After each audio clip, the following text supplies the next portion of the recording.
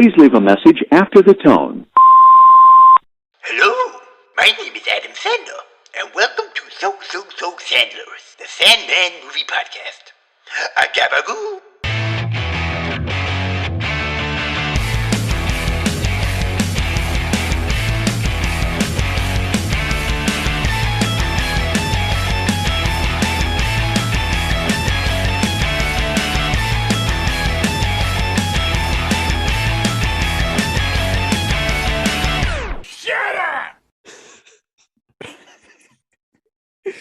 Okay, 2 seconds.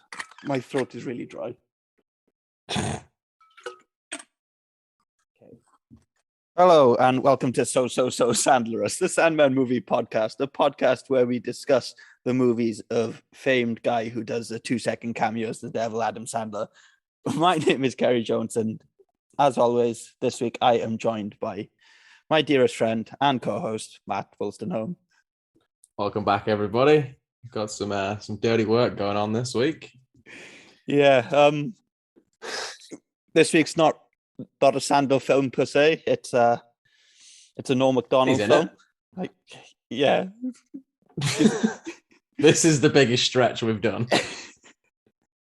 Hey, he appeared on screen, so I guess it has to count. It does. There's a film in a couple of weeks called Pauly Shore is Dead or something, and it looks like it's filmed on the old like Jackass CKY handheld cameras. Oh yeah, and Adam Sandler's in that, but he's a voice cameo. Oh, that's a reach. And I've looked at the trailer and it looks absolutely dreadful. So I think we can skip that one. All right, maybe that one will. We're thorough, but we're not that thorough. I don't think voice cameos should. If we see Sandler's beautiful little face on screen, I think we should count it. Has to be on screen. I like that. Oh, Matt, how's your week been? There's just a little something I want to mention before getting into this, but yeah, yeah. My week's been good. Yeah, been a long weekend. It was a long weekend. It's Wednesday now, and I'm only feeling human. So. Oh yeah, it's a Wednesday, and this is going up as soon as as soon as we click stop. Yeah. No edit. So let's be careful with what we say this week, because this one's gonna be pretty breezy. Did you notice the cuts I made last week? Yeah, I did, because I thought I knew where they were coming, so I did, yeah. But they were. If I didn't know, if I wasn't like listening for it, I don't think I would have heard it. I reckon it was pretty seamless. It was, but yeah, I just want to mention before getting into this week, I went to see the new Nick Cage movie where Nick Cage is playing Nick Cage. It's the best film I've seen in about 5 years' time. Go on. Honestly, it was crazy meta. It was crazy good. And I think this is the redemption movie that Nick Cage needs to be a celebrity again.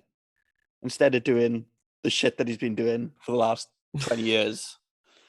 Like Train to Mars with the Son of Jupiter and 36 The Wizard's seconds. Apprentice. Yeah, and 36 seconds to shoot a gun or whatever. What? That's what all his movies sound like.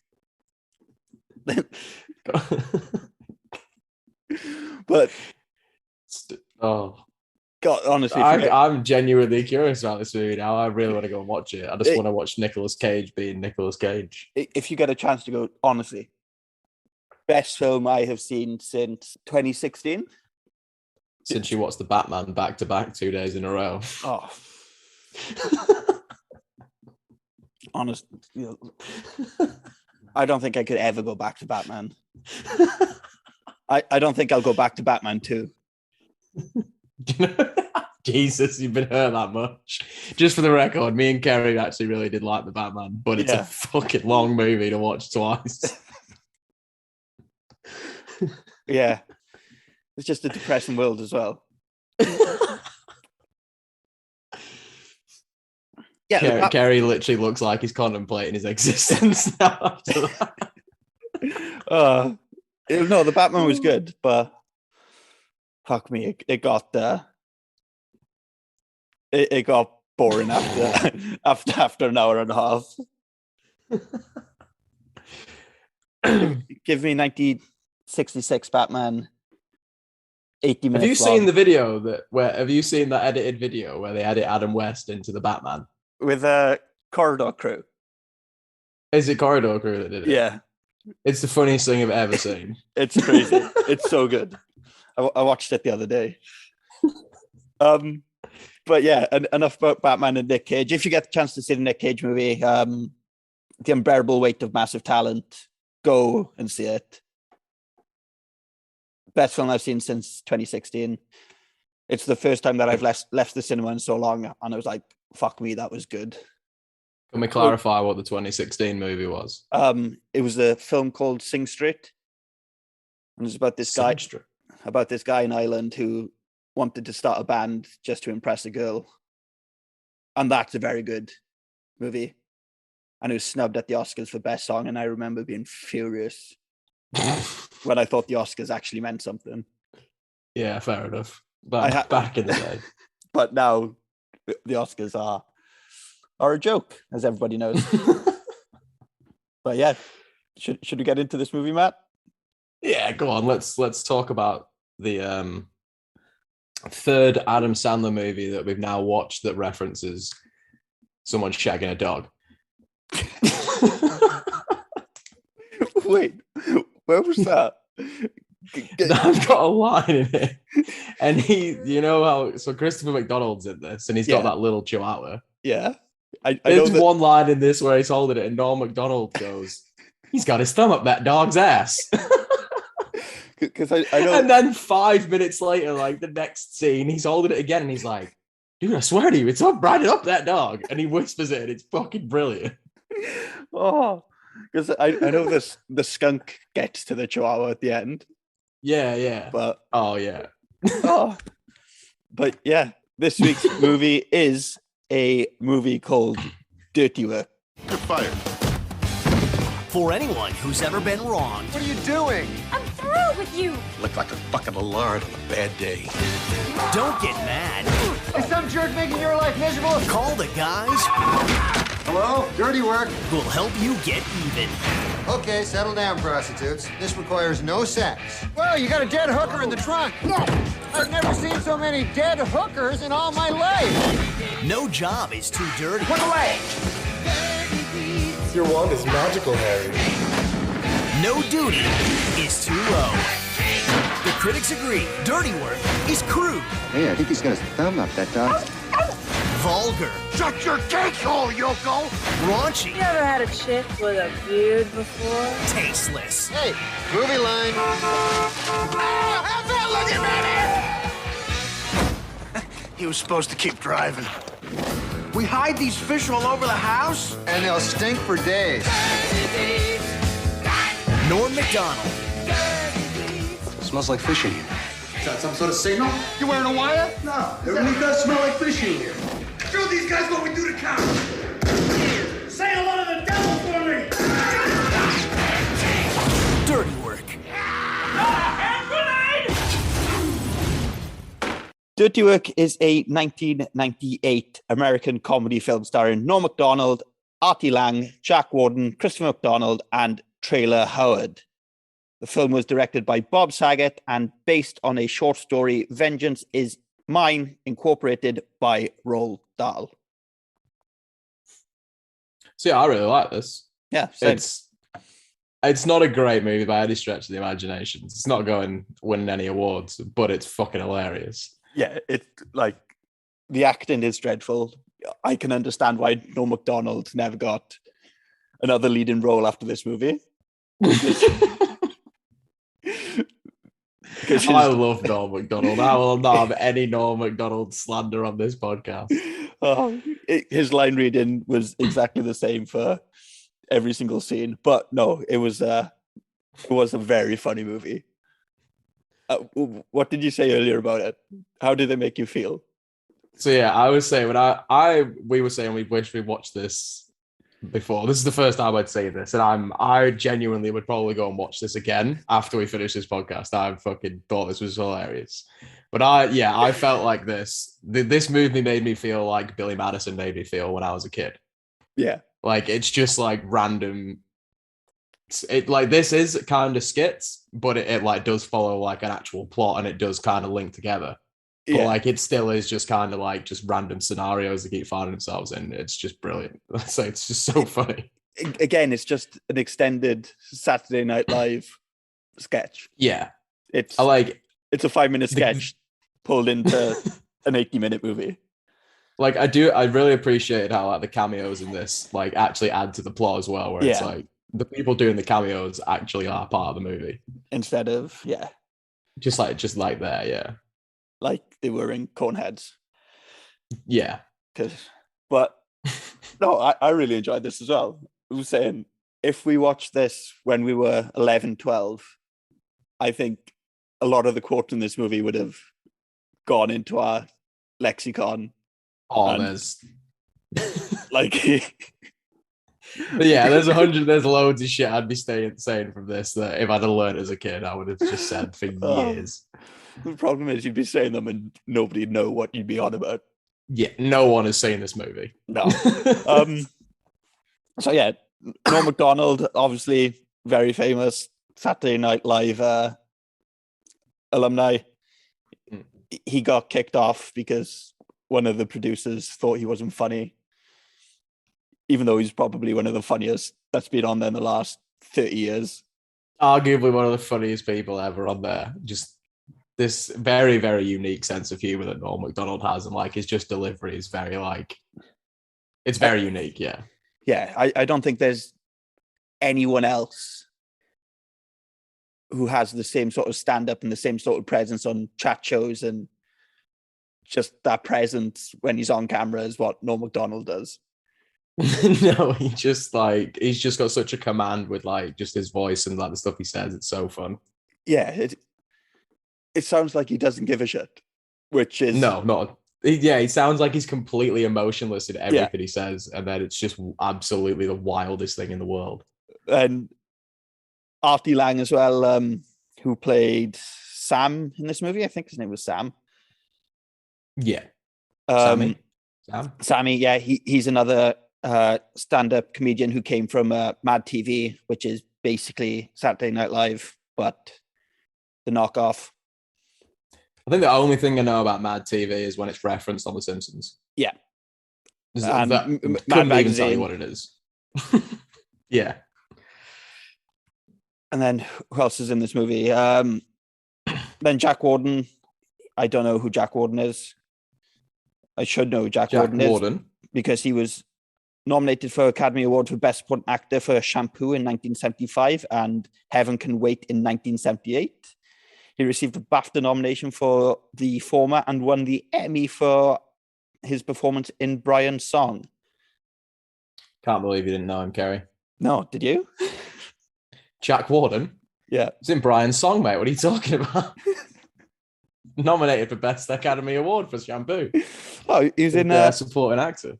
He was in All the President's Men. I don't think I've seen All the President's Men. 1978, Death on the Nile. Oh, we do love a bit of Poirot. 1981, The Great Muppet Caper. Oh, Jesus Christ. Problem Child and Problem Child 2. And then Dirty Work in 98 and The Replacements in 2000. And then I'm guessing that he died. Because he's in nothing after 2000. The end of the filmography. It's a bit bleak. Oh, and he was in the Problem Child 3, Junior in Love, which was a television film. He died in 2006. 2006, yeah. R.I.P. Jack Warden. Oh, poor bastard. I'm anyway, I'm sorry, he plays the dad. Yeah, he plays the dad. He's fucking hilarious in this. Christopher McDonald is back from Grease 2 and Happy Gilmore. And then Trailer Howard again, I don't know. Oh, wait, no. She was in something that I recognized. Oh, she was in Two Guys, a Girl, and a Pizza Place with Ryan Reynolds for 8 seasons. What? 2 Guys, a Girl, and a Pizza Place. Nah, never seen that. Oh, that's where I'm pretty sure that's where Ryan Reynolds got his start, and it was 4 seasons, not 8. I was gonna say I don't think I've ever seen her in anything else. She did not look familiar at all. How she's got a picture on IMDb. She does have a picture on IMDb. She was in Son of the Mask. There we go. Oh, fuck me. Right. And she was in Monk. Yeah, not much to her. But then, this movie was directed by Bob Saget, who was I know as Danny Tanner from Full House and future Ted Mosby in How I Met Your Mother. But then R.I.P. Bob Saget just recently passed away, actually. Yeah, everybody in this movie has recently passed away. I was going to say, I was reading something, they were thinking of making a sequel until like... Everybody died. Well, then Norm Macdonald died 6 months ago. And then Bob Saget died. There's not really much to say about this movie. But then, based on a classic Welsh author's book, Welsh short story, Roald Dahl, who was born. I didn't read Cardiff. The actual shorts. No. You love a good sneaky Welsh reference, even though he is pretty sure he's like fucking Norwegian. No, he was born in Cardiff. Does he identify as Welsh? I don't know. Did he? He was born just outside Cardiff. Ah, go on, boy. Well, I read the plot synopsis for this short story on Wikipedia. Fuck me, it's a loose, it's a loose fitting story to what happens in this, but I guess it's kind of an inspiration. Yeah. What does it say here? 2 young men, the narrator and his friends, are lamenting their poverty and discussing the morning newspaper. They basically just punch some newspaper guy in the face and get paid for it, and then run away. And that's the inspiration for this movie, which in fairness, all right, I'll give you that. I get it. I completely get it, but it's a reach. They probably had to do that to avoid the Dahl estate coming. Watch this movie get remade now for Netflix. What? Because Netflix own it, yeah. Watch this. Bought all the Roald Dahl stuff. Watch this movie the short story get made as a 22 animated thing, 22-minute animated piece of work, guaranteed. Yeah, probably. Guaranteed in the next 5 years, this is gonna. But yeah, let's move on. Our very first segment on this podcast, what we usually do is called Curb That Blurb. So what I've done is I have found a plot synopsis all the way down deep in IMDb. And I know I said last week's was bad. I think this one's a lot worse because I'll read it out and then tell me what you think is wrong. Okay. So in this comic take of friendship and American ingenuity, Sam McKenna is between a rock and a hard place. His father, Pops, is hospitalized for a life-saving cardiac surgery. With the help of his pal, Mitch, Sam pursues precocious fundraising via dubious entrepreneurship. That was by Vicky Veritas. I think that's someone trying to take the piss and give it like an alternate edge, but that does actually work, which is funny. Yeah. But why is this person made it out to be Sam's story? I don't know. I think they've just ran with that, but yeah, no, that's funny, but fuck him, curb it. Yeah. So yeah. What we're curbing that blurb, taking it outside and kicking it in the back of the head. Yeah. Yeah. Yeah. Why? Well, because if you weren't, you'd be confused before reading that movie and then going into it. You'd be like, well, this is fucking wrong. What? Yeah, because you'd read that, you'd look at the poster and you'd assume that Norm Macdonald is playing Sam. Yeah. And then when it turns out he's Mitch, you're like, oh, wait, what? And that doesn't take account into the twist that comes exactly. later in the movie. Terrible. So yeah, I agree. Let's curb that blurb. And before we get into the movie as well, I've just found a couple of reviews. So this one is from Lawrence Van Gelder from the New York Times, and he said, if you thought the Asian economy was bad, try assessing the state of film comedy on the basis of dirty work. Phrases like terminally stupid and brain dead leap readily to mind. About an hour into this laden taste deprived attempt of comedy about a couple of losers whose contribution to American capitalism is a revenge for higher business, a surprise arrives in the form of a funny joke about the circumstances surrounding a photograph in an old man's locket. The joke is crude, but almost everything in this lifeless comedy, still, it's a joke. P.S. Don't bother to hang around for the outtakes. They're not funny either. Jesus Christ. Nah, fuck him. Yeah. Fucking New York Times bullshit. That guy took himself way too seriously. That guy thought he was writing something for a fucking Pulitzer. Never mind a review for the movie Dirty Work. Get fucked. What? Jesus. It's an 80-minute long movie. Yeah, it's not even an hour and a half. Like, it's literally the fucking length of an animated movie. Like, no one's taking this seriously. I cut that down as well. I reckon that took him longer to write than this whole movie.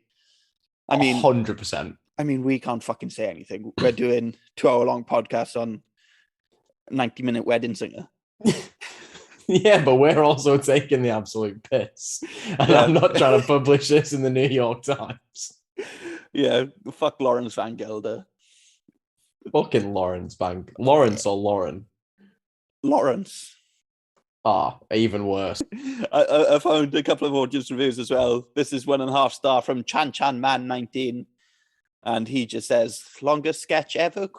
Which is, kinda, which we discussed earlier. It's just an extended Saturday Night Live sketch, isn't it?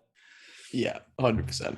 And then we got 5 stars as well from Moolsworth. And he said, note to self, this film kicks ass, which it does. Yeah, all right. I'll give you that. And then that note to self was a little, nice little reference to the movie. But as I was reading through the reviews, it took me forever to find these because every other review was just R.I.P. Norm, R.I.P. Bob, R.I.P. Don, R.I.P. Chris, R.I.P. Norm, R.I.P. Don. Literally, the reviews for this movie was just flooded with rest in peace. Which is nice. Yeah. It's nice that people went back. But even the 1-star reviews were like, R.I.P. Just carry on the theme. All right, fuck it. I think it's because Norm Macdonald, I don't know if you like this movie that much because I read something that they wanted to make it R-rated. Yeah. And the studio basically cut loads of stuff out of it. I think there's an R-rated cut out there because Bob Saget, he's a dirty bastard. He would have loved to make an R-rated movie. This is his first movie after America's Home Movies. He's just finished watching loads of mad shit. Yeah. And the cameos as well. Like some of them are not the best people, so they wouldn't have problem with being in an R-rated movie. No, exactly. So, you've just basically got all comedians, and I haven't got the box office numbers here, but I think it was a flop. I think it was like a 12 million budget, and it made like 12.2 or something. That's better than some of these movies we've seen. But Rotten Tomatoes, Matt, what do you think the critics give this percentage-wise out of 100? Probably not well. They're not well at all. I reckon this is like the 20s or 30s. I reckon. I don't think they're like this. This movie got a 14% approval rating on Rotten Tomatoes. Yeah. 14? Yeah. Jesus. This movie got dragged. It did, especially by Lawrence Van Gelder. And then audience, obviously, completely different. What do you think the audience give this on a? I don't think it would have been too high, but I reckon it would have been over 50. I reckon like 50, 60. 65%, which Yeah. All right. Yeah. which I completely get. Let me just get up the box office 2 seconds, because I don't think it was great, but I think it got a lot of sales on DVDs then. So the This budget feels was more of like. Oh yeah, go on. Sorry. the budget was $13 million, and then the box office, it made $10 million, so a loss of $3 million. Yeah, that's not great. Especially considering like there's quite a lot of star power in this movie. So it says here, though the film received largely negative critical reviews upon its 1998 release and was financially disappointment, it has since become a cult classic and has been reappraised more positively by some critics. Co-star Artie Lang later became a regular on the Howard Stern show, where the film was sometimes discussed. That makes sense. Yeah. I can see this doing well on like DVD. Yeah, you'd probably go into Blockbuster and rent this. Oh, 100%. Yeah. Look what I mean. I'm happy. I'd be happy to watch this again now. Like, I'd watch this didn't again. mind this one bit. I would watch this again. I watched it twice this week. It was a fun 80 minutes. It really, especially considering it's really short as well. Like, it's really easy to watch. It was a breeze, honestly. And if you do stick around 1.2 speed, you're done in 70 minutes. Yeah. And it you're not doesn't missing make a much at all. No. So yeah, should we get into this movie? Fuck me, have we not got into the movie yet? No, we'll get it. We'll get into the plot. I meant. Should we get into the plot? Yeah, there we go. Oh shit! It's actually a bit longer than what I thought. No, so you. Nah, I should be all right. Right, let's start this. Growing up, friends Mitch Weaver and Sam McKenna are taught by Sam's hard-nosed dad, Pops McKenna, not to take crap from anyone.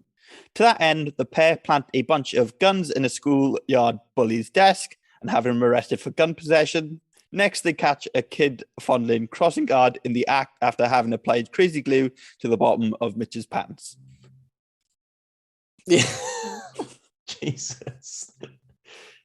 So yeah, we get some wild shit at the start of this movie. We get this montage of like Norm Macdonald's been told, if anyone fucks with you, then just take some revenge and fuck them back much harder. And yeah, so like this bully comes over to him and asks for his lunch money. And it's this little like 7-year-old kid. He's so small as well. He turns around and he's like, I'm not going to give you my lunch money because I don't believe you'll spend it on milk or something like that. All right. I was just saying, yeah, he just picks him up and you just see this mannequin just get launched through the air. It's just like a little rag doll. And then, to get back at this bully. It's so funny. What do they do? Just put a bunch of guns in his desk and get the police involved? Yeah, they go to like, is it like someone's dad, and they're like, oh, where are his guns? These kids are like, just so everyone's clear, that this is like fully like some 8-year-old kids making this scene as well for all this montage stuff. And so they're like, they grab all these guns and they put him in his desk, and then they call the cops. Yeah, so he gets arrested. Yep. And then they're like, oh yeah, there's this the crossing guard always feels the kids when they're walking past. Like, what? So Adam Sandler's like, sorry, fucking Adam Sandler. Norm Macdonald's childhood self in this movie, like, puts loads of super glue on like the back pocket of his jeans and gets the crossing guard to get stuck on his pants. Yeah. Like, see, he's grabbing me. He's grabbing me. What is it with these movies and grown men and kids?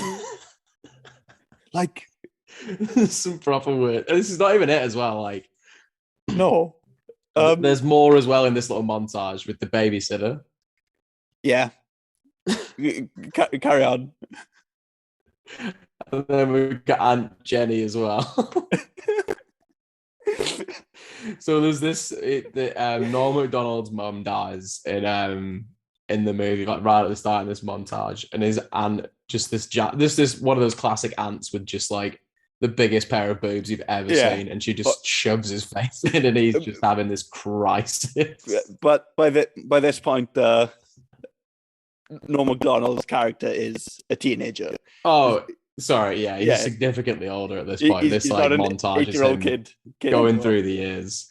And then what does he say? He's like, note to self, and Jenny is a relative. You shouldn't be feeling It's this way. like, yeah, note to self, Aunt Jenny is your aunt. And that's a running theme in this. He loves that little note to self with his little voice recorder. Yeah. So somebody taught him to make notes to himself growing up, because it just helps him remember certain situations, and it's just the life lessons Yeah, I that he's guess so. learning kind of thing. Yeah. Then after this, nothing else happens in this opening thing, is there? Yeah, no, we get the popcorn in the car. Yeah. And then we get the supposedly gay dogs. Why can't I remember this movie? I was thinking about this. I loved it, and I'm thinking I watched this like not long ago, and I'm struggling to remember some bits, but it's fucking good. As an adult, after losing 14 jobs in 3 months and being dumped by his girlfriend, Mitch moves in with Sam and Pops. So, as an adult, he's a pizza delivery driver, isn't he? And the pizza delivery service, they promise 30 minutes or less, so your pizza's free. So, Mitch is delivering pizza and he gets stuck in traffic, doesn't he? And then, he gets stuck behind something and has to run and deliver a pizza. Yeah, and I think he gets in like 32 minutes, and the guy's like, it's not my problem. And Norm Macdonald's like, but it comes out of my paycheck, please just pay. And then like, nah, you said 30 minutes or less, it's 32 minutes. Basically, get fucked. So Norm Macdonald goes back to the pizzeria, and he's like, oh yeah, he was saying all this stuff. He's like, tell those Italian bastards I'm never going to pay them the money that I owe if they try to get down here, whatever. Oh, and they were saying some pretty bad stuff about that Mussolini guy.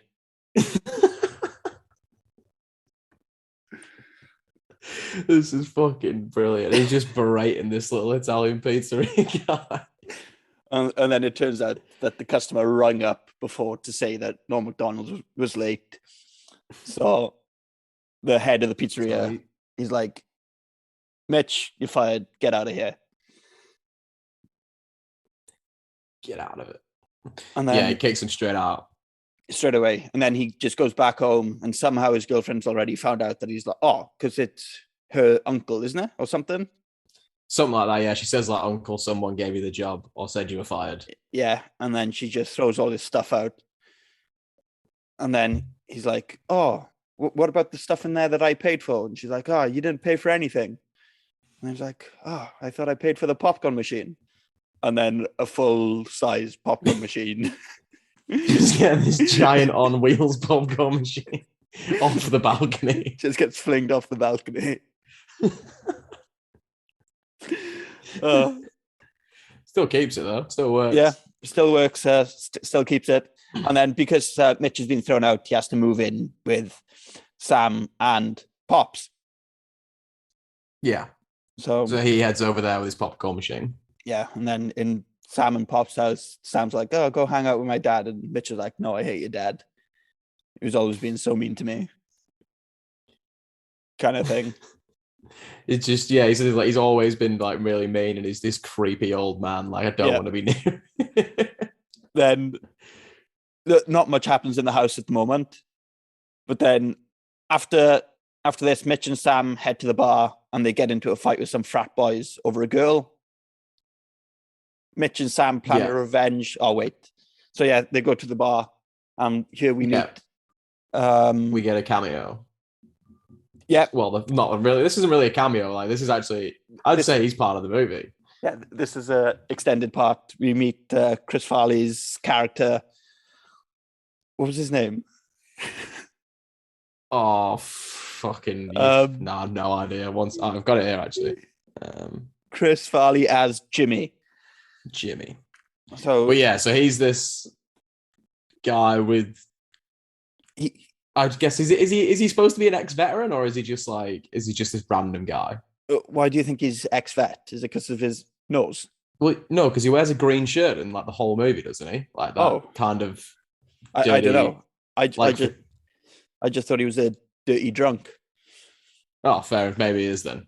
I like to think that this is the same character as the bus driver from Billy Madison. Oh God, you'd hope so. Because it could be. It easily could be. But yeah, Chris Farley in this movie, he's only got half a nose. he's got a little prosthetic nose on because it got bit off by a prostitute, quote unquote Saigon whore. Yeah, I was going to ask, can we say that? Probably. I don't know. Well, is Saigon still a city? No, don't think so. No. And it wasn't then either. I think they were just taking the piss. But no, yeah, he's just got this really uncomfortable nose prosthetic that just has a really flat end, and it looks like it's like puckered. It's gross. Yeah, and it's like that because a prostitute bit it off. There's a lot of prostitutes in this movie. There's so many prostitutes. So many prostitutes. But yeah, in the bar, Kathy, which is Trailer Howard's character, she comes up and starts speaking to Mitch. This is where we're first introduced to her. But then Sammy is off speaking to another girl, and a bunch of frat boys come up to her, and they get into confrontation.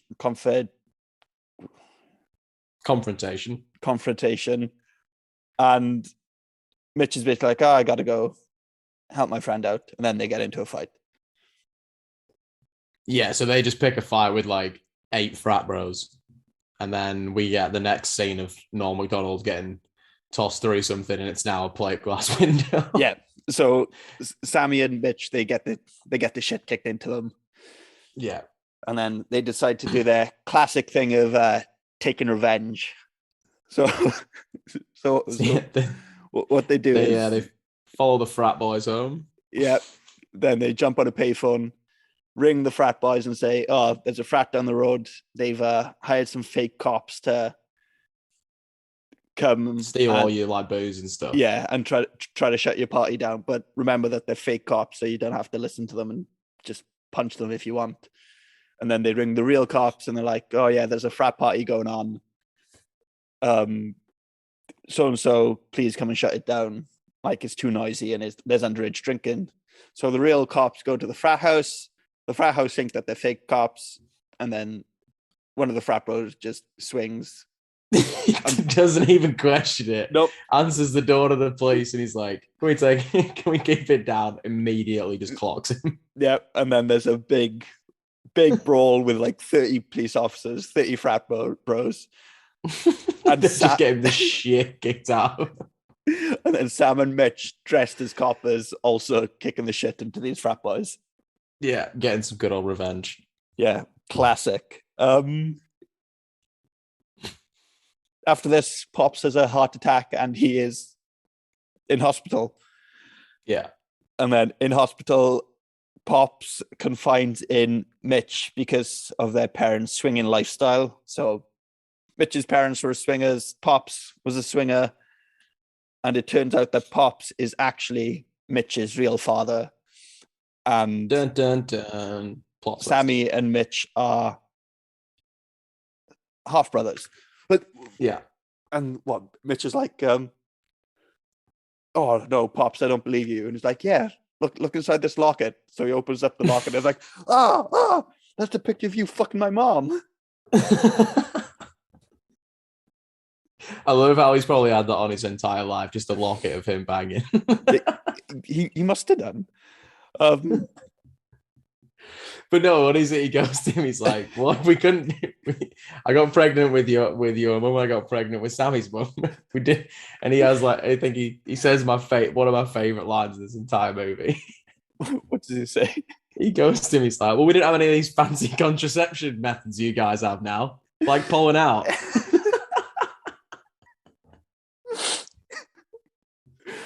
Oh. Oh, I was watching that. It fucking killed me when I first watched it. I think I have. Like, You think you've what? That was an open-ended. like a memory issue. Because I'm dreadful. Can you not remember any of this? I can't remember any quotes. I remember a quote from later on, and that's it. but the quote from later on is 2 words.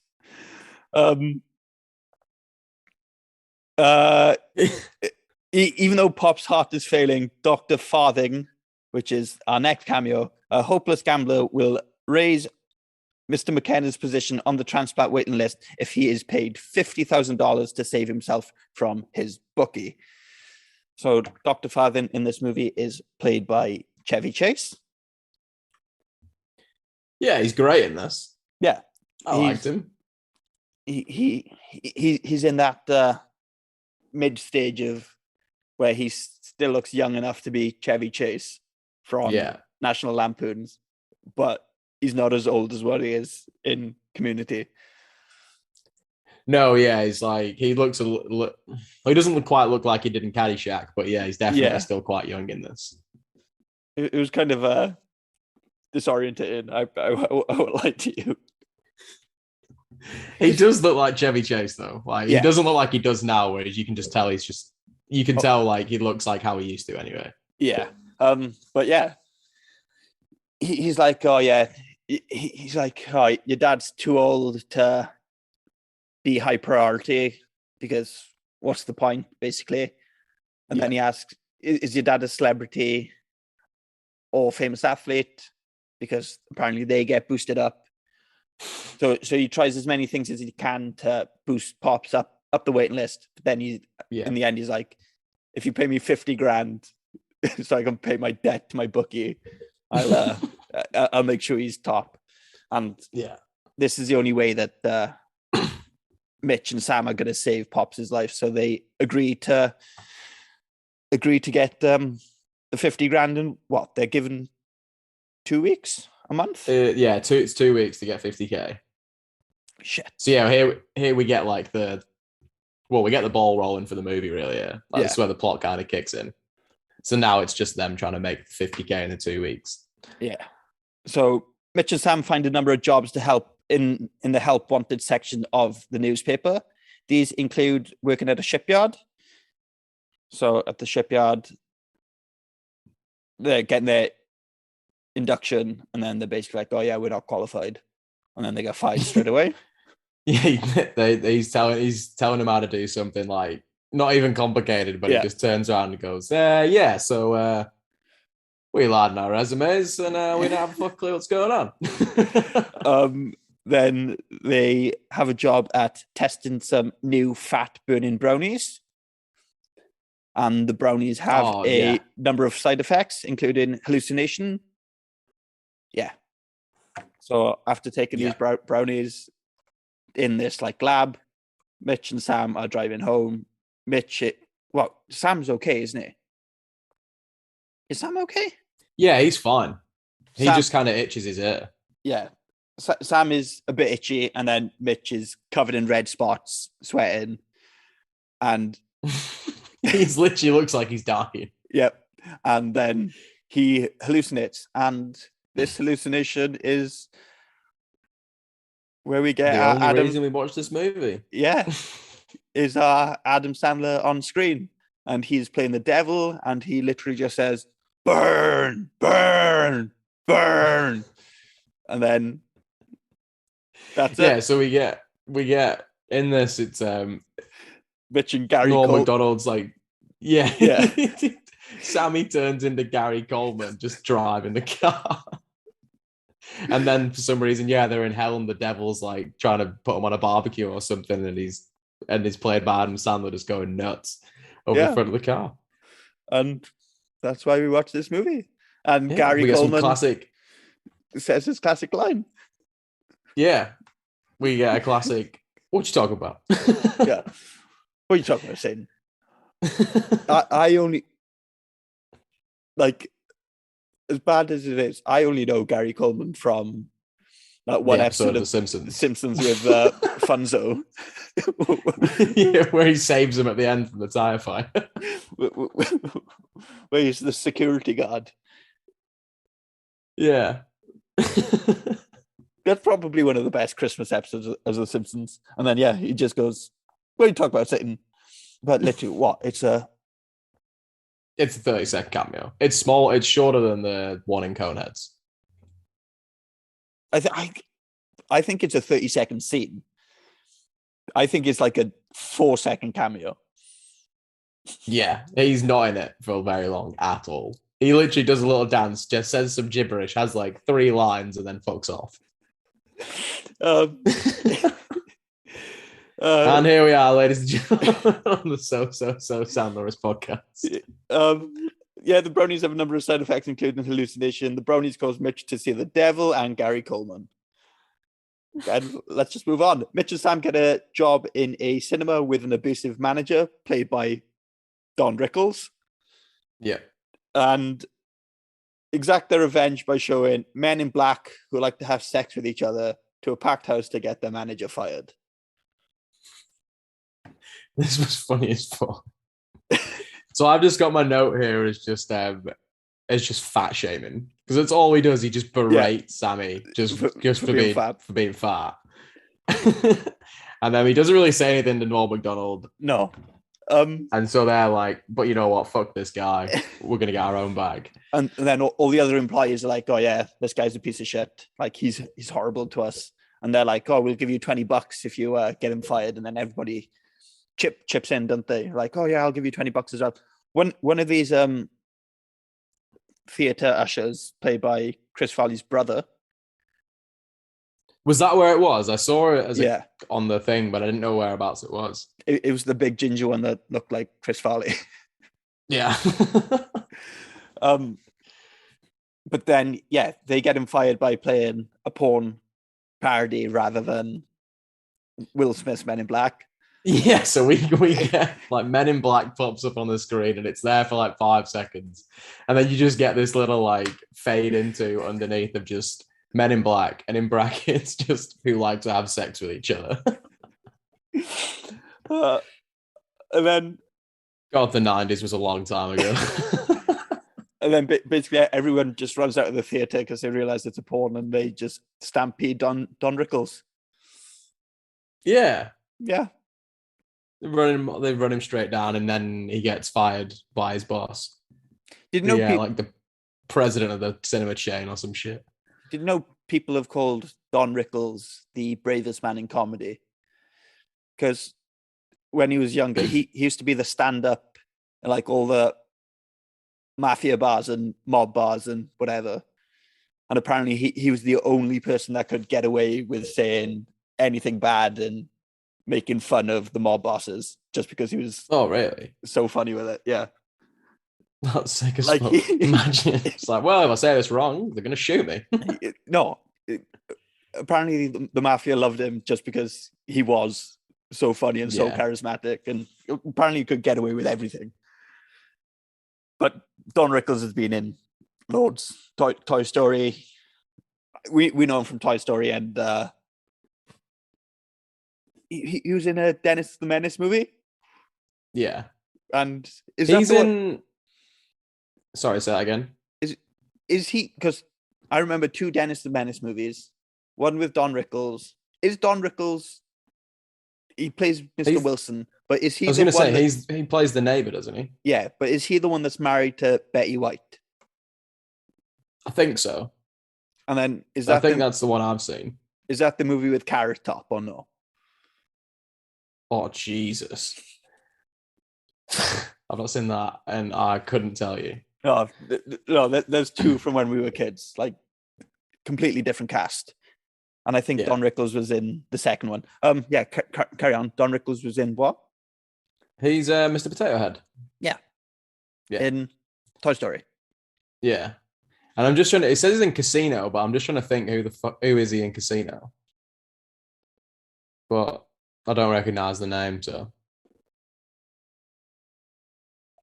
There's a picture here of Don Rickles in 1973, and he looked exactly the same from then up until his death. 90, he had a good innings. Yeah, he was in a lot of stuff as well. Yeah, it's been his filmography has its own Wikipedia page. Nice.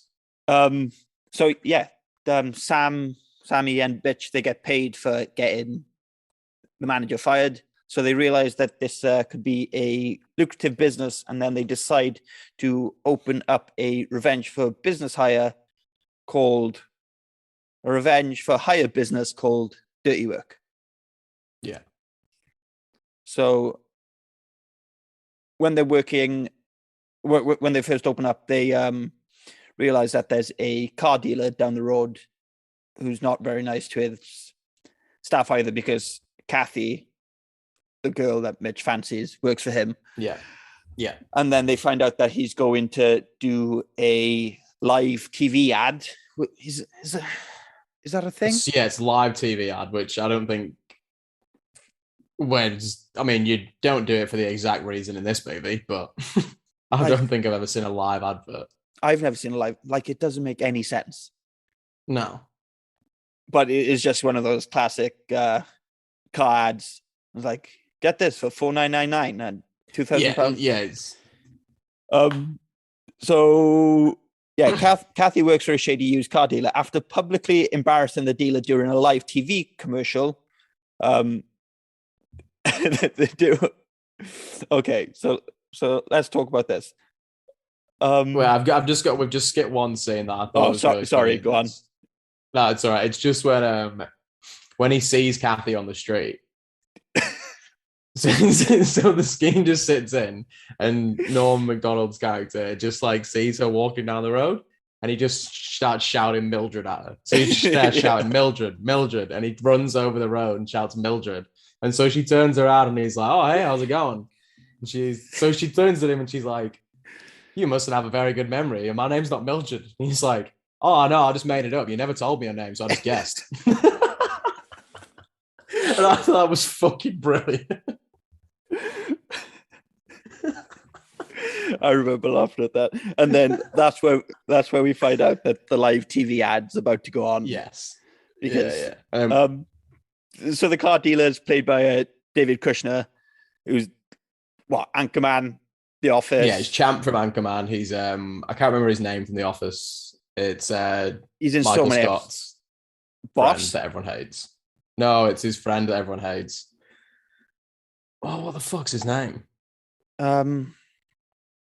He in The Office. He is Tanner. Todd. No, it's not Todd Packer. Packer, that's it. Yeah. And then it in and out of different sitcoms throughout the years, like every single year, in and out of different movies. Every single year. Yeah, he's in so much stuff. He's one of those. Oh, it's that guy, kind of thing. So, and he's always good in something he's in as well. Even if he has a small role, he's always funny. He's very good at what he does. And then this live TV commercial. So David Kushner's character, he's like, "Oh yeah, look at this car," and then off screen, Norm Macdonald's like, "Show us the trunk. We want to see how big the trunk is." So David Kushner decides to open the boot of the car, and Norm Macdonald's like, "Oh my god, it's a dead prostitute." He just opens the car and there's 5 cars all around. Yeah. And they steal all the keys, and all the boot lids just start popping open, and it's just dead prostitutes in all the boots. It's 5 different They're not cars. actually dead though. No, it's like, "Oh my god, it's another dead prostitute." Oh my god, a third dead prostitute. But these prostitutes were hired by Norm Macdonald, Mitch, and then, Sammy. Yeah, they're going "Oh my god, a third dead prostitute." And what is it? It's Norm Macdonald goes or the news report is like, I've never seen this many dead prostitutes before, and it skips to like a random guy in the bar. He just looks so dead inside. He's like, Lord knows I have. Oh. but then, yeah. So what? They were all paid $20 each, and in the briefing, Mitch was like, "Just so you know, whatever this guy says, you are not here to have sex with any of us." But yeah, Sammy's just got the keys. He's opened up all the boots. Yeah, they're all opening automatically, and yeah, there's just a bunch of dead prostitutes. Well, dead prostitutes in pretend dead prostitutes, and then Mitch, he basically just hijacks the ad, and he's like, "Oh, if you got a shitty boss who treats you as bad as this guy treats his staff, give us a call at Dirty Work, go 800 Dirty Work," or whatever he says. Yeah, they say a number, and then he gets his free publicity and his free advert while just simultaneously fucking over this other guy. And then Chris Farley pops up again here, doesn't he? Chris Farley? Yeah, I think so. Because one of the prostitutes in the car is yeah. the prostitute. So they're showing this advert on TV, obviously, because it's live. And Chris Farley sees the Asian prostitute that bit his nose off. So he runs and chases after her. Yep. Yeah. After this, we just get a little montage of different revenge plots that people have hired the boys for.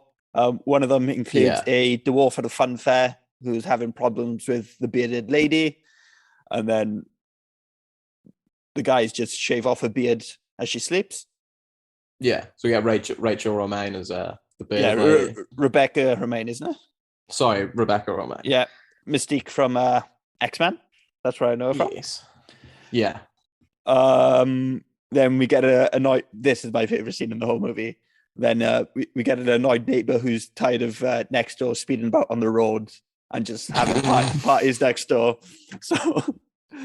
So the guys, they go in with a bunch of fish and to throw them in the air vents of this house just to make the place smell disgusting. But as they're there, everybody comes home and the boys have to go hide, and they go hide in like an office kind of thing. And then we just get like a minute-long shot of these two guys' face as there's a massive gunfight going on outside. There's just this gang war going on, just erupts in this house, and you can just hear it. All it is you can hear it going on in the background, just all this wild shit, and the camera's just pointing at Norm and Sammy, just the whole time holding both fish in each, holding a fish in each hand, just like, oh shit. Yep. I don't know why, but I've seen like the screen grab of them holding the fish. I've seen so many times, but really? I don't know why. Yeah, I've seen that picture so many times.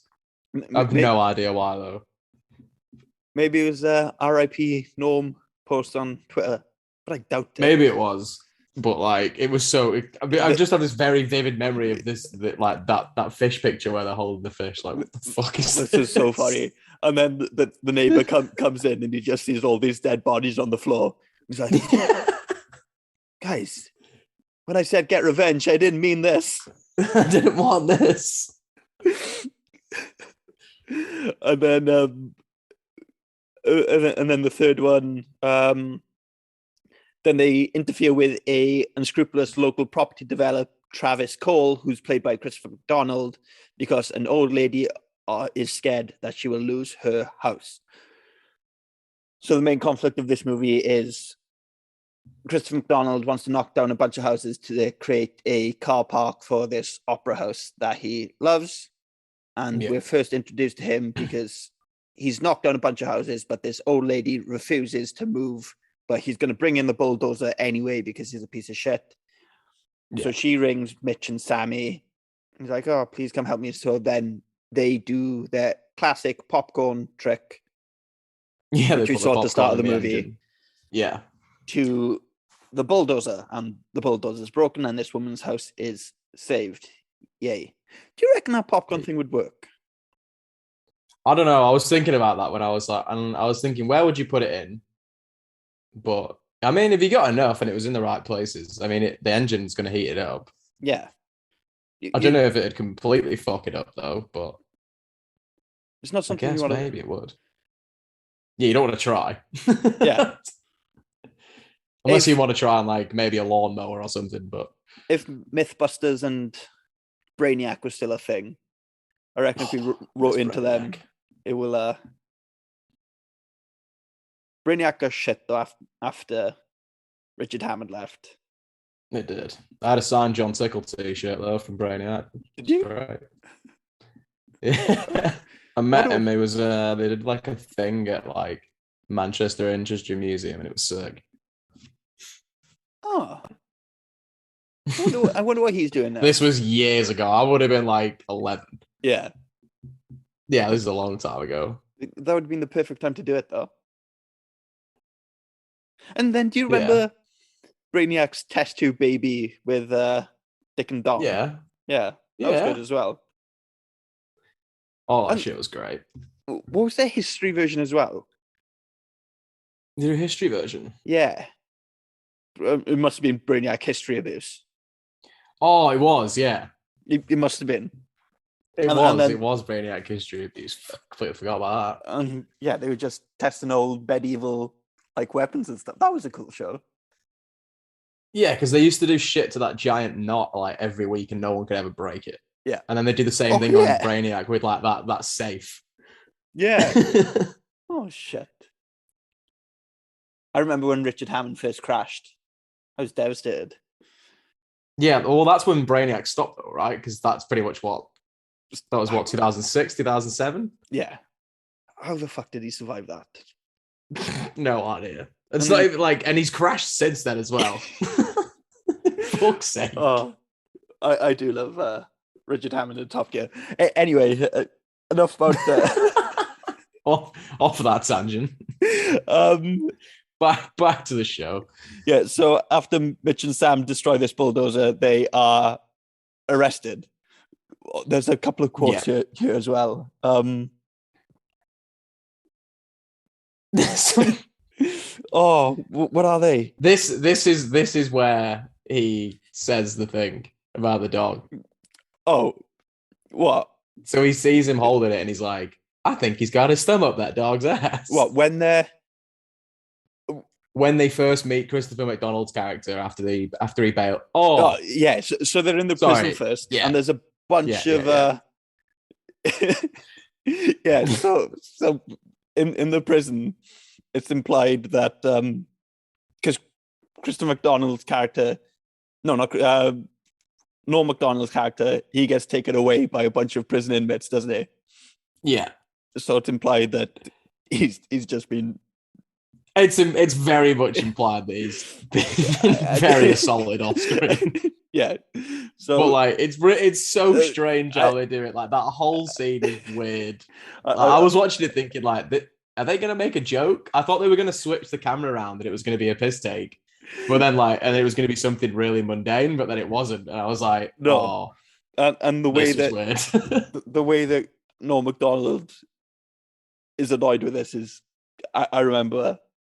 I've got the quote here, and this is what Mitch says so they've just got bailed out, and this is what Mitch says as he's leaving the prison cell. It's like, you fellas have a lot of growing up to do, I'll tell you that. Ridiculous, completely ridiculous. Can you believe these characters? Way out of line. Have a good mind to have the warden about this. You know what hurts most is the lack of respect, you know? What hurts the most? Except for the other thing? That hurts the most, but the lack of respect hurts the second most. It's really weird. Like this is a strange scene. This is probably the one bit of the movie I was like, "What the fuck is this?" So the thing that hurts the most is actually his arsehole after he's just got raped by a bunch of men. Essentially, yeah, it was what's happened in this scene. For fuck's sake. But yeah, it's just done in such a strange way that, like, the way that it's set up, it's like they're setting up for a different joke. Yeah, I bet it turns it just doesn't happen. I think this is a gang rape joke in a kids movie. I don't know if this is a kid's movie. I would in fact say this is the opposite of a kid's movie.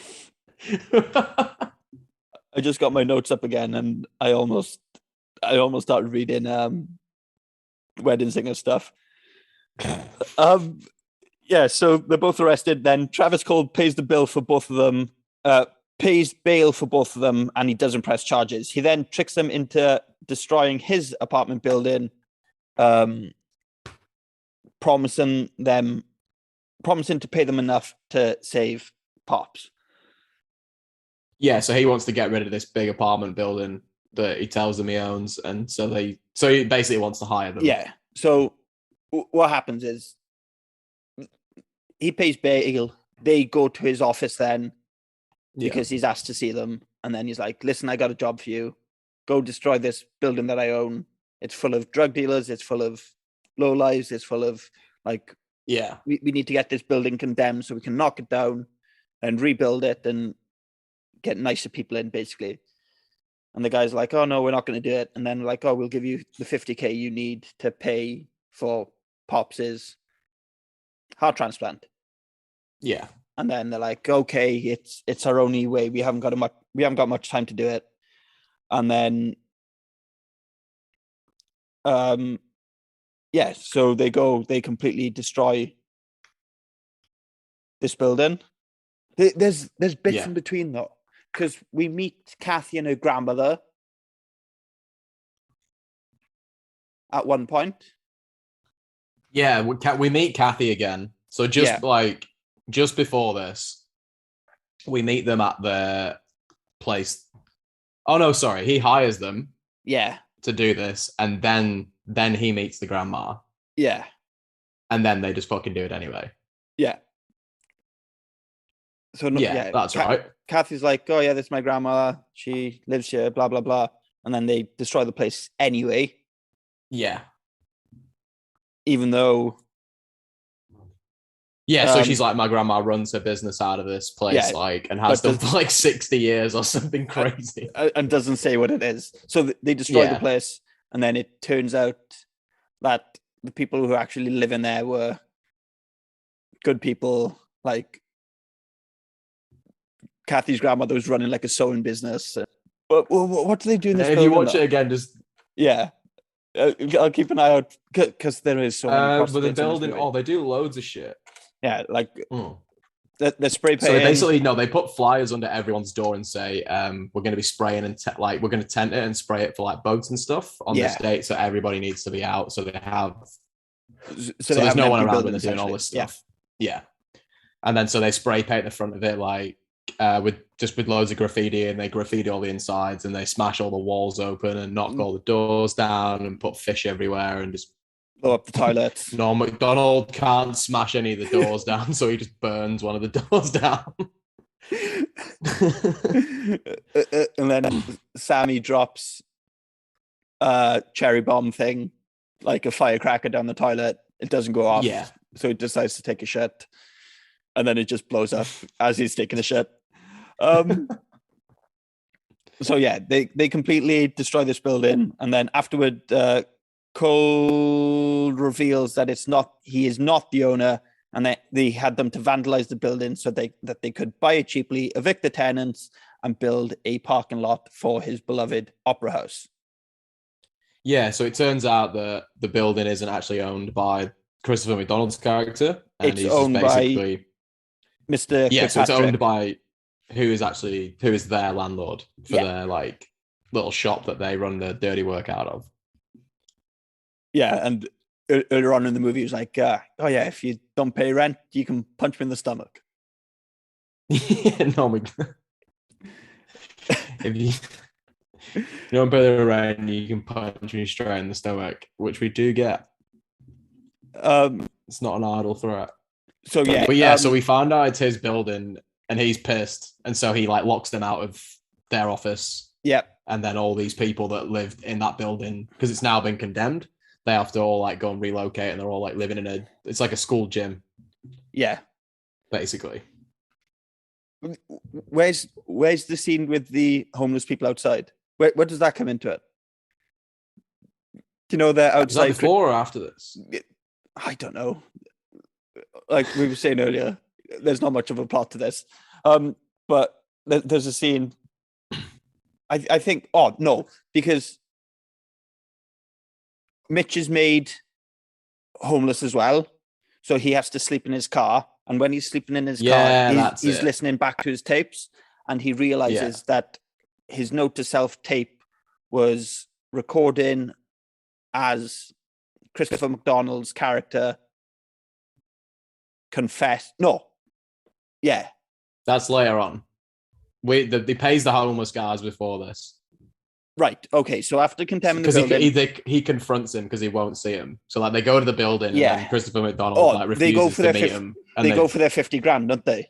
Yeah. They go for the money. So they destroy this building. They go for the money, and then they're like, "Oh no, you're not coming up." Blah blah blah.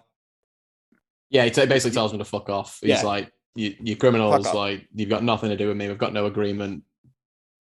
So then they try to sneak into the building, and this is why I wanted to mention it, because Norm Macdonald gets thrown out of the building. And have you seen how he eats shit when he hits those steps? Which one? The first one or the second one? The first one. I remember thinking, Jesus Christ, that must have hurt. Because he hits the top step, like with the bottom half of his body, and then hits the bottom step with like his head. Oh, is that where he like face plants? Yeah. Do you reckon that was him, or do you reckon it was a stuntman? Probably a mannequin doing this movie. Maybe. Yeah. I mean, because some of them are definitely real, but yeah. No, I think it was a stuntman. But I remember like, because that looked like it did fucking hurt. And then they're like, "Oh, we need to sneak into the building," and then they go up to a bunch of homeless people outside, and they're like, "Oh, I'll give you $1 if you go in there, create a distraction, and just run around and act crazy." And then they're like, "Oh no, you need those wacky homeless people, or the depressed homeless people who just want to kill themselves." And then Norm Macdonald's like, "Oh, what if I give you $2?" And then we just straight cut to these homeless people just running around this building, waving their arms, screaming, just acting all wacky. And then this creates the distraction, which allows Sammy and Mitch to go upstairs. They get up to the office. And when they're in the office... And then they get told to fuck off. Yeah. And Norm Macdonald's character says that he says that his plan was to get the building destroyed, condemned, so he can buy it for cheap, so he can create a car park for the Opera House. Yeah, a different parking lot because they fucked up the other one. Yeah. Okay. Is that correct? Are we on the right track now? Yeah, that's how we're going. Yeah. So then they kick him out, and then they speak to the homeless guys again, and that's when we get Jim Downey's little cameo. Do you know when he's paying the homeless guys outside, and he goes on that little tangent, and he's like, "No one ever treats me as like a real person. I just want to be treated as like a real human being," and he just completely cuts him off and shoves the $2 in his face and leaves. Oh my! I need to watch this movie again. Yeah. Honestly, Jim Downey is it's the same guy that played the principal in Dirty Madison. Oh, sorry, not the fat guy, the principal in the high school when they do the academic decathlon. My wife is a dirty whore. Yes, that guy. Yeah. Everyone is now dumber for having listened to that. Yeah. I don't know why, but I keep on coming off my notes. But then, everybody's made homeless because of what they did. So Mitch has to sleep in his car. Yeah. And when he's in his car, he's listening to these notes, and he realizes that he was recording earlier when Christopher McDonald's character said his whole plan. Correct? Yeah. Okay. Yes. So wait. So he's only homeless though, because he's been living with Sammy, obviously. Just before this, everyone finds out that they're all related. Oh yeah, and then they have an argument, don't they? Yeah. And then he storms. Like Sammy's really annoyed that Norm Macdonald's character didn't tell him, or that Yeah. no one told him for like the few days they both knew. So he storms off. Yeah, and then he kicks him out of the house, so then he's homeless. Correct. Yeah. Okay. And then he realizes that he's got everything on tape when he's listening to it, he has those little like random side notes that we don't hear him recording, but like we hear them coming back. Like there's one later on for like hemorrhoids or something, or like there's for like arse cream or something. Yeah, that comes in the theater, doesn't it? And they're like, no. Yeah, but he gets one here as well, doesn't he? He's like, oh, I'm a little bit further back, or like I'm not, or I need to go further forward or something. He has a little one here, but I can't remember what it said. Oh, then, yeah, after they discover this, Mitch and Sam plot their revenge on Cole, using the tape to set up an elaborate trap using skunks, a loyal army of prostitutes, homeless men, and noseless friend Chris Farley, brownies with hallucinogenic additives, and pops. They ruin the opening night of Don Giovanni, an opera sponsored prominently by Cole. Yeah, so we get pretty much just after this, he goes to tell everyone that he's got the recording in it so he can fix everything. Yeah. And so he goes and tells, obviously Kathy's character that we need your help to do all this stuff. And then, we want to do this. And then they come up with the plan. Yeah. To fuck up with the opera. And I've just got a note here where I can't remember when it is. They're on the roof. It's like Sammy and Norm Macdonald. Sammy and Mitch are on the roof. And they're just talking about random stuff that they're like, now he's like his half brother and whatever. And he's saying about how it was really weird now that because he kissed his sister when they were like 8 years old, and he's like, oh yeah. It's like, but what about that time when you banged her in 12th grade? But then we get the uncomfortable truth that Norm Macdonald in this movie has fucked his half sister. Oh. There's some fucking weird shit. This movie is so strange. Oh my god. Yeah, this movie's fucked. Yeah, some proper weird shit. So we start with the opera stuff pretty much. Yeah, and what's the plan here? Skunks to stink everyone out and ruin that. The homeless people basically to raid. Yeah, just to disrupt everything and just make everyone uncomfortable. Then Pops goes on stage and tries to sexually harass the main lady of the show. Yeah, just goes and the leading lady of the show, as soon as it starts, he comes on stage and just like zombies after her just lustfully. Yeah. And then the main plan is to use, because the media's there as well, they want to broadcast the confession over the loudspeakers so everybody can hear what Chris Macdonald's character has actually done. And then Mitch and Cole, they get into a fight, don't they? Yeah, so there's loads of stuff going on here. Yeah. So we get like Cole takes the tape and destroys it, doesn't it? Yeah, so we get like leading up to that, we get all the people, they give everyone the brownies. So like they get all the staff to like hallucinate. So all the staff in the theaters now, like all the residents of the house, all the building that got destroyed.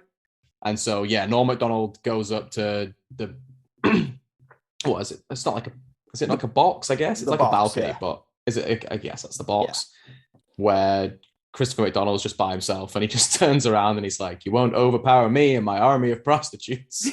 Because of course in the climax of this movie there is another like 30 prostitutes. And we get Chris Farley in the back like holding on to these skunks in a cage. What else do we get going on? And then I think it's just Pops, isn't it? Homeless men. Is it just Pops? Yeah. What do the homeless men do? They just go through the crowd and just stink on everyone. Oh, so that guy's like, did you fart? Oh no, wait, that was me before. and then Pops just on stage to disrupt this whole opera thing. So then Mitch and Cole, they get into a fight. Cole takes the tape and destroys it. And then do they both get flung over the balcony?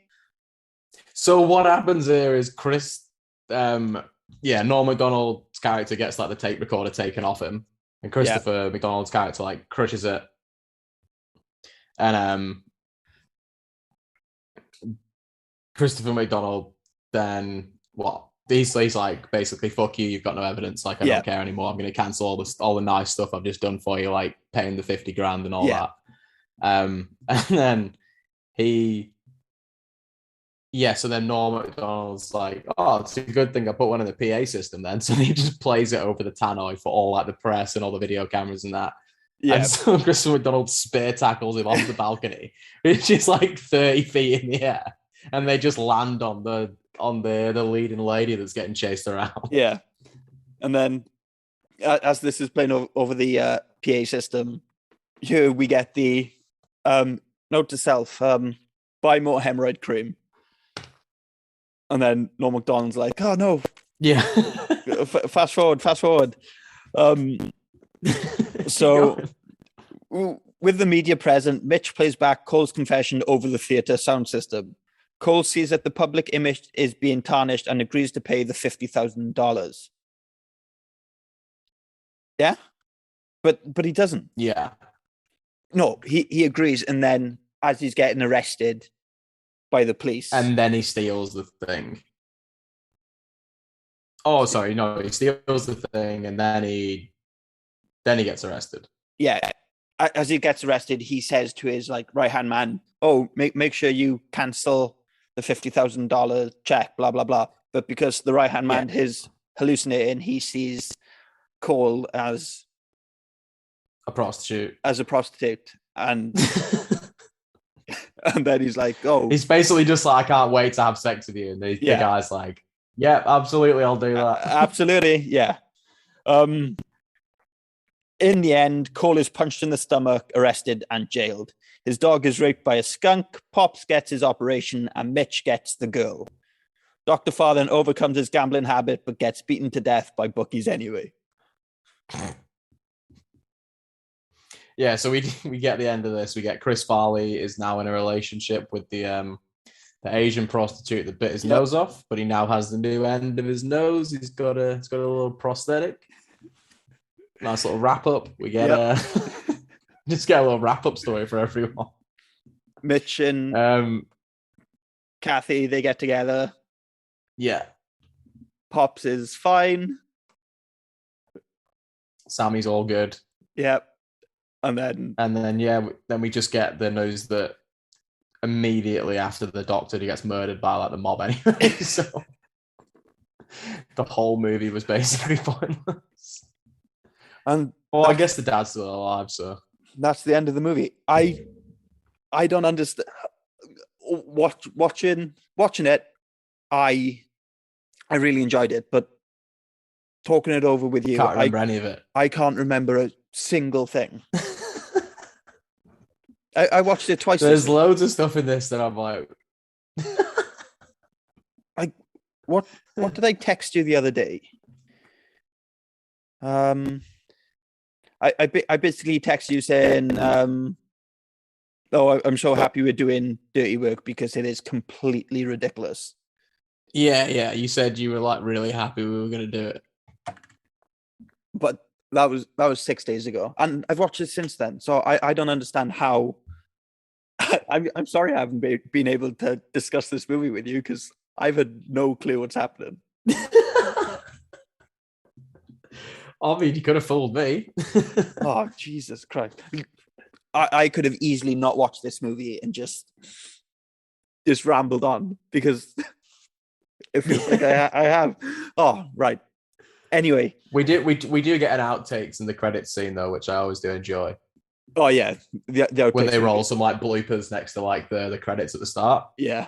I enjoyed I enjoyed the bloopers at the end. So, Matt, what we usually do is we give movies a rating out of 10, 10 sandbags. So what I want you to do is I want you to tell me how many sandbags you would give this movie and what kind of flood these sandbags could stop. Ooh. last week you gave The Wedding Singer a 7.7. Did I give The Wedding Singer a 7.7? Uh-huh. Both of us Are did. you sure? Yeah. I thought I rated it higher than that. Both of us give it a 7.7. I will give this. I'll give this a 7. No, 7. I won't. I'll give it a 6.7.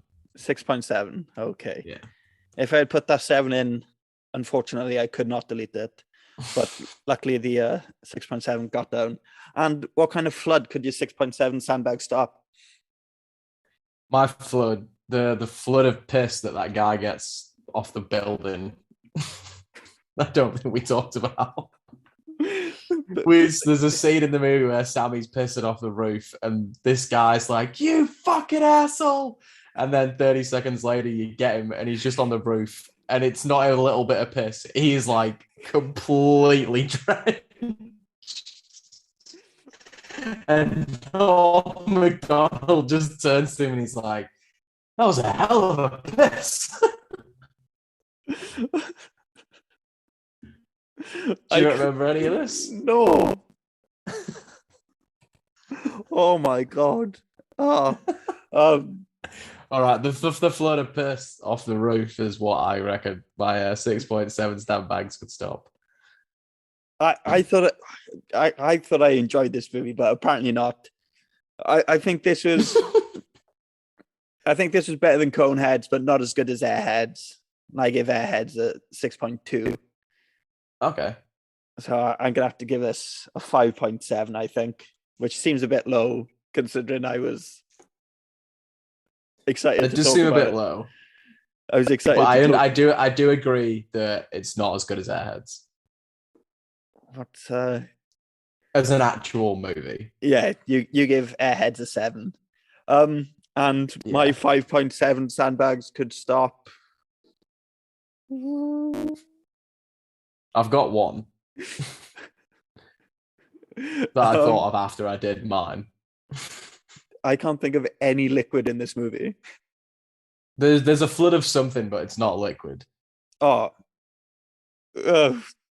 Please. The flood of popcorn. Yeah. The flood of popcorn that comes out of that bulldozer's engine midway through the movie. Thank you. Thank you, Matt. Right.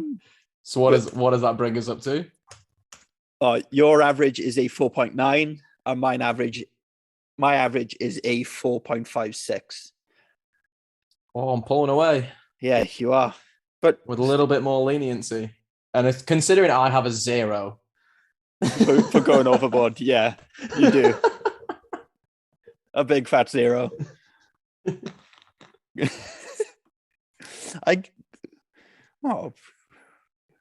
We rated Mixed Nuts quite poorly as well, 1.63 and 1.8. Yeah, but we both agreed that Mixed Nuts should have been 10 times better than it was. Yeah, that's very true. Right, before we finish things up, because we said this was going to be a short one, but I think we're just under 2 hours anyway. Couple of pieces. This will be about an hour and a half, I think. Yeah, because we did have a chat beforehand. A couple of pieces of trivia that I found.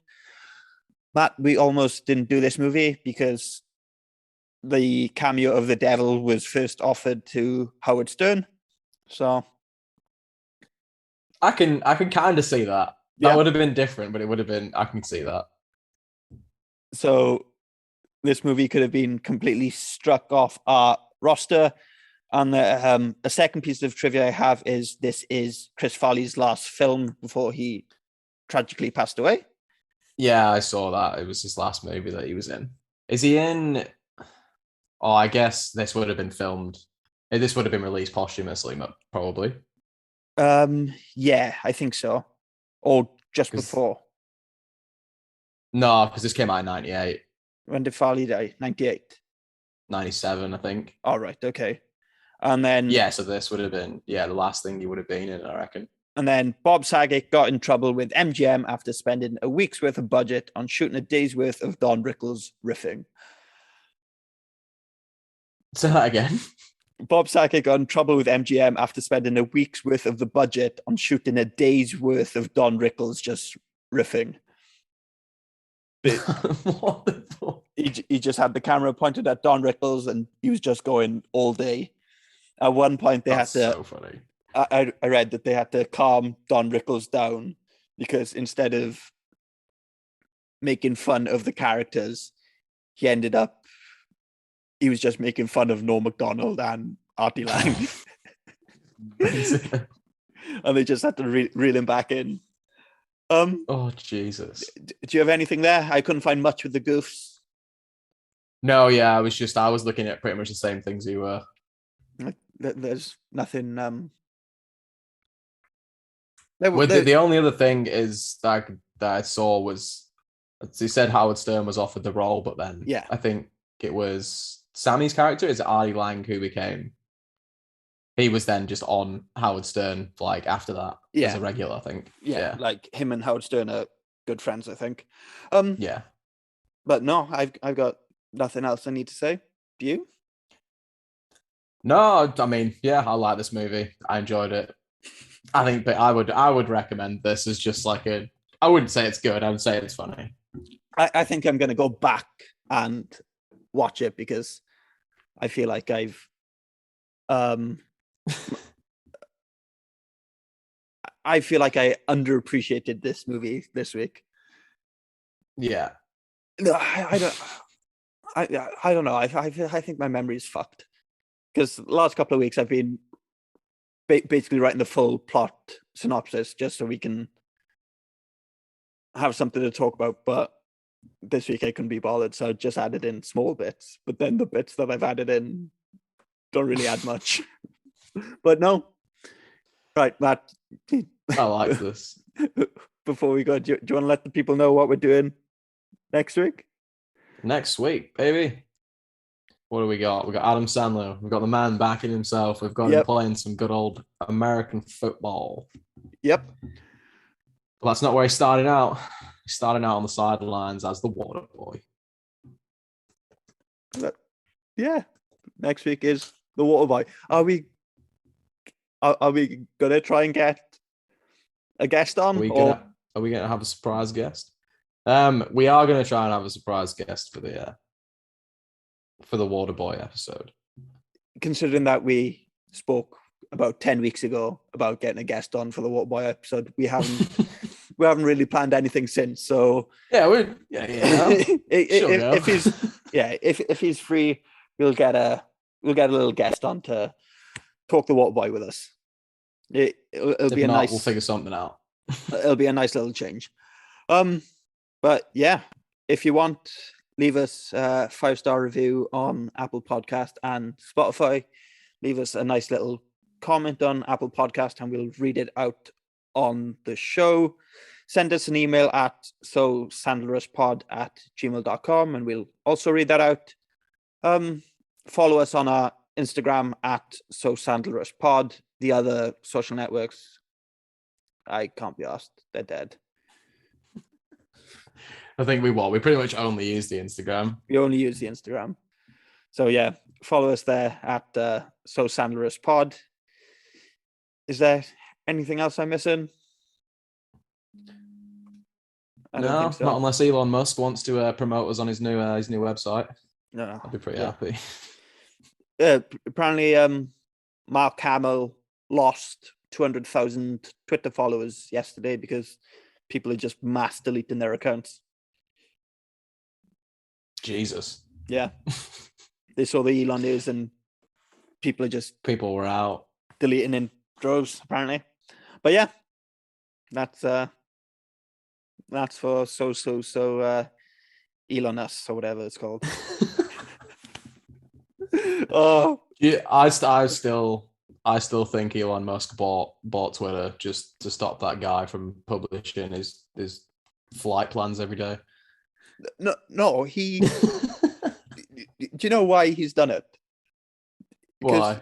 He tweeted like 3 weeks ago, and he put a spelling mistake in it, and then people just called him out for a spelling mistake, and now he's bought Twitter. After the spelling mistake, he put up a poll. He was like, "Do you want Twitter to put in an edit button?" And people have said yes.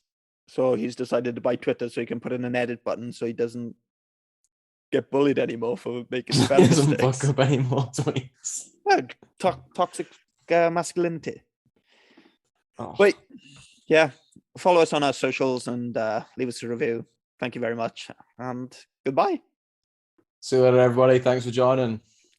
Peace. Oh, can I stop recording?